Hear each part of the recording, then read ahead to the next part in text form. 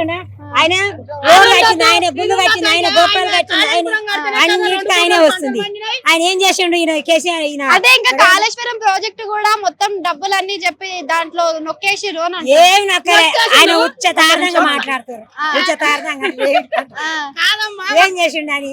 ఆయన మనకు తెలంగాణ తెచ్చిందే ఆయన, ప్రాజెక్టు నిలబెట్టిందే ఆయన. ఇక లేని వాళ్ళకు బిల్డింగ్లు కడితే ఇప్పుడు అలా కూసబెట్టేది ఈయన, కట్టిందేమో ఆయన కూసబెట్టేది ఈయన.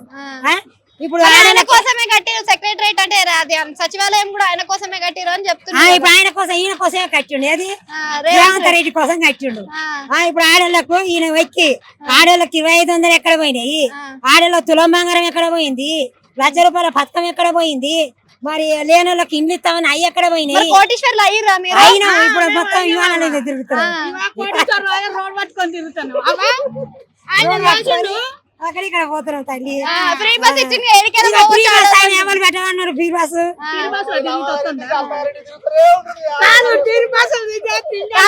ఫ్రీ బస్ వచ్చిన కాడ నుంచి మొత్తం ఇల్లు ఊర్లో అంతా తిరుగుతున్నారు ఆడోళ్ళని అని చెప్పి మొబైల్ అంటారు.